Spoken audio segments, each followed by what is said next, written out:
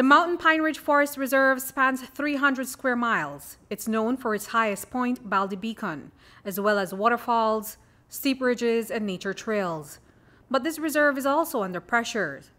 Forest fires, illicit activities, illegal entry go largely unfettered in this natural reserve. But the Forest Department wants to change that, and so they're stepping up their presence and strengthening how they respond to these challenges. We have had a lot of incursions in the area. On occasions you have forest fires, and we have to do that type of monitoring. This area is very important, as you know, not only because of the forest area, but also because it is an important headwater for the waters that flow into several of our rivers, including the Roaring River. On occasions, we see and have witnessed people coming up into the area without any permission, and so this will serve as a monitoring area for that type of presence in the area.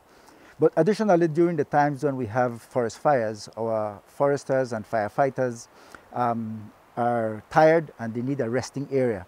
So this will give them some place to come and have their rest area.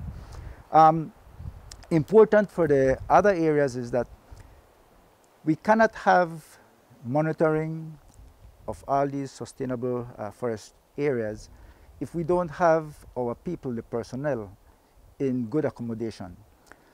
This will give them an incentive to do the job the right way. Through the Selva Maya project, they have implemented a number of upgrades to the facilities in the reserve, like the rehabilitation of this ranger station at Kumakarn.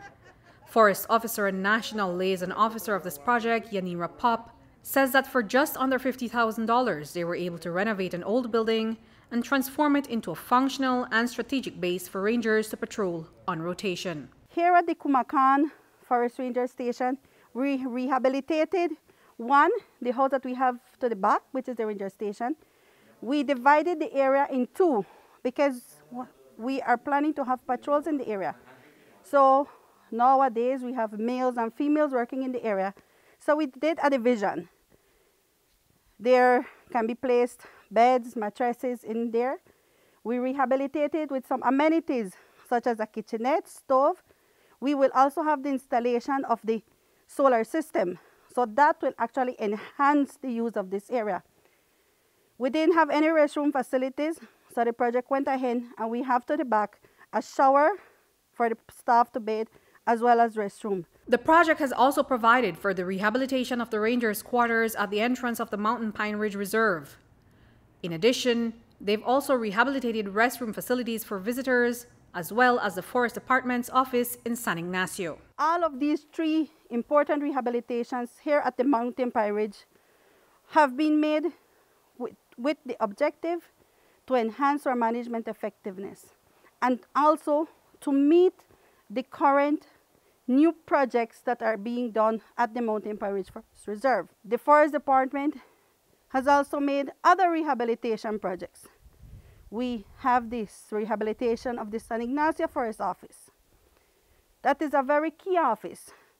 It is a central location for the management of not only the Chicky Bull Complex, but also of the Vaca Forest Reserve. It's a big investment and a lot of work is going into the Mountain Pine Ridge Forest Reserve.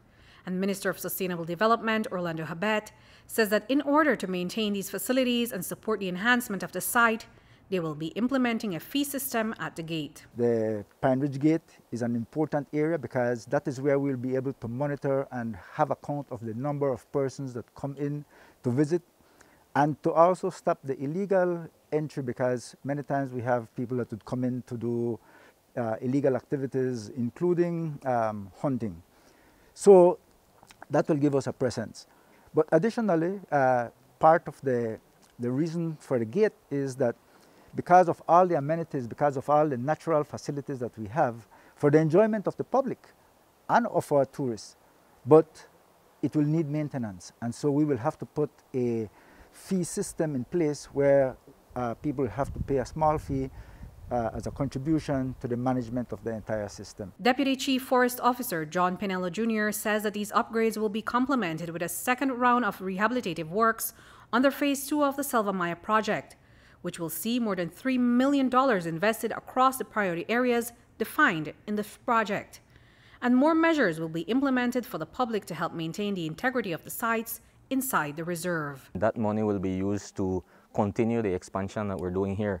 The tower that you see behind us will probably be renovated in phase 2.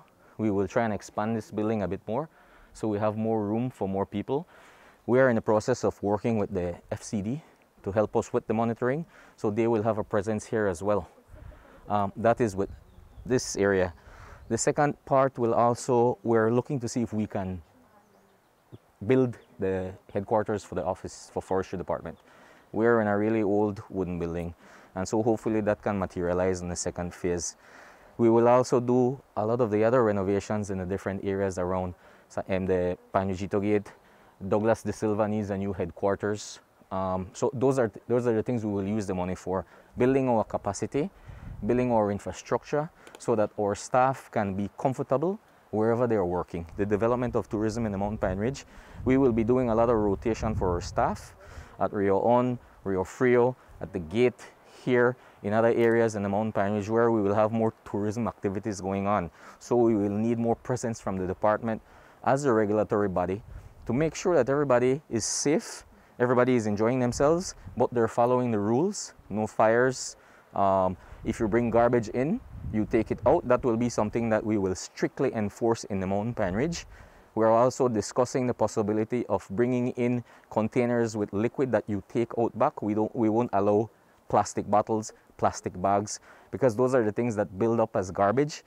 And we want to try and get in line with the single-use plastic ban. Reporting for News 5, I'm Andrea Polanco.